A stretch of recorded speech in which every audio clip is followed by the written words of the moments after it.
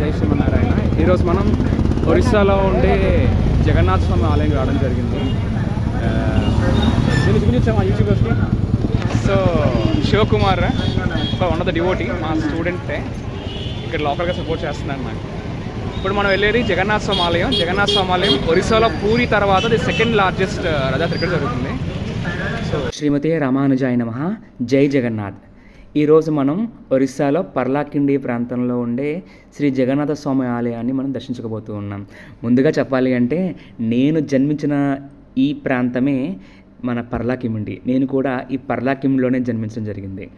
నిజంగా ఒరిస్సాలో పుట్టడం నిజంగా నా భాగ్యంగా భావిస్తూ ఉన్నాను. ఎందుకంటే ఒరిస్సా అనేది మన జగన్నాథ స్వామి వారి యొక్క సామ్రాజ్యం. అంటే జగత్కి నాథుడు జగన్నాథుడు కదా. అంటే ఈ జగత్ మొత్తానికి ఆయన నాథుడు. అంటే ఆయన కొలువై ఉన్న స్థానమే మన పూరి అన్నమాట. సో అందుకని నేను అలా సంబోధించడం జరుగుతుంది. సో నిజంగా ఈ పూరి ప్రాంతం అలాగే ఈ ఒరిస్సా ప్రాంతం అనేది నిజంగా జగన్నాథ స్వామి వారు అక్కడ కొలువైనడం పూరి ప్రజలు అలాగే ఒరియా ప్రజలందరూ కూడా చేసుకున్న పుణ్యంగా చెప్పొచ్చు. నేను కూడా అక్కడే జన్మించడం నా భాగ్యంగా భావిస్తూ ఉన్నాను. ఈ పర్లాకిమిండి ఎక్కడుంది అంటే మనకి ఆంధ్రప్రదేశ్కి బార్డర్ ఊరు అయినా, అంటే బార్డర్ ఒక మండలమైన మనకి పాతపట్నం అనే నియోజకవర్గం పక్కన మనకి ఒరిస్సాలో గజపతి అనే ఒక డిస్ట్రిక్ట్లో మనకి ఈ జగన్నాథ స్వామి ఆలయం మనకి ఇక్కడ కొలువై ఉండడం జరిగిందనమాట. అక్కడ మనం చూస్తే పెద్ద పెద్ద కళ్ళతో జగన్నాథ స్వామి వారు అలాగే బలభద్రులు అలాగే సుభద్ర అమ్మవారు కూడా మనకి దర్శనమిస్తూ ఉంటారనమాట. ఈ ప్రాంతంలో నేను జన్మించడం జరిగింది. ఈ ఆలయానికి దగ్గరే నేను జన్మించడం జరిగిందనమాట. ఈ ప్రాంతం ప్రకృతికి చాలా చాలా రమణీయంగా ఉంటుంది.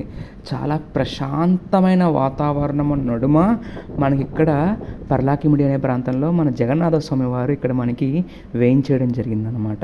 పూరి తర్వాత రెండో అతిపెద్ద రథయాత్ర మనకి ఈ పర్లాకిమిడి జగన్నాథ స్వామి ఆలయంలో జరుగుతుందన్నమాట. అలా మనం ఆంధ్ర బార్డర్ క్రాస్ చేసి మన ఒరిస్సా వస్తే మనకి పర్లాకిమిడి రాజుగారి యొక్క కోట కనిపిస్తూ ఉంటుంది. ఆ కోటకి ప్రక్కనే మనకి జగన్నాథ స్వామి వారి యొక్క కొత్త ఆలయాన్ని కూడా అక్కడ నిర్మించబోతూ ఉన్నారు. ఆ దృశ్యాలు ఇప్పుడు మనం చూస్తూ ఉన్నాం. ఆ ప్రక్కనే మనకి ఒక చిన్న మందిరంలో మన జగన్నాథ స్వామి వారు, సుభద్రాదేవి వారు, మన బలభద్రుల వారు కూడా అక్కడ వేయించేసి ఉన్నారు. శ్రీమతే రామానుజాయ నమః. జై శ్రీమన్నారాయణ. ఈరోజు మనం ఒరిస్సాలో ఉండే జగన్నాథ స్వామి ఆలయం రావడం జరిగింది. దీన్ని చూపించాము యూట్యూబర్స్కి. So Shivakumar one of the devotee, మా స్టూడెంటే ఇక్కడ లోకల్గా సపోర్ట్ చేస్తున్నాను నాకు. ఇప్పుడు మనం వెళ్ళేది జగన్నాథ స్వామి ఆలయం. జగన్నాథ స్వామి ఆలయం ఒరిస్సాలో పూరి తర్వాత ది సెకండ్ లార్జెస్ట్ రథయాత్ర ఇక్కడ జరుగుతుంది. సో అక్కడ అందరూ కూడా కార్తీక మాసం కావడంతో అందరూ కూడా జగన్నాథ స్వామికి దీపాన్ని నివేదన చేయడం జరుగుతుంది, అంటే దీపదానం చేయడం జరుగుతుంది అన్నమాట. అలాగే నేను కూడా మన జగన్నాథ స్వామి వారికి దీపాన్ని చూపించడం జరిగిందనమాట. నీలాచల నివాసాయ నిత్యాయ పరమాత్మనే బలభద్ర సుభద్రాభ్యాం జగన్నాథాయ తే నమః. నీలాచల నివాసాయ నిత్యాయ పరమాత్మనే బలభద్ర సుభద్రాభ్యాం జగన్నాథాయ తే నమః. నీలాచల నివాసాయ నిత్యాయ పరమాత్మనే బలభద్ర సుభద్రాభ్యాం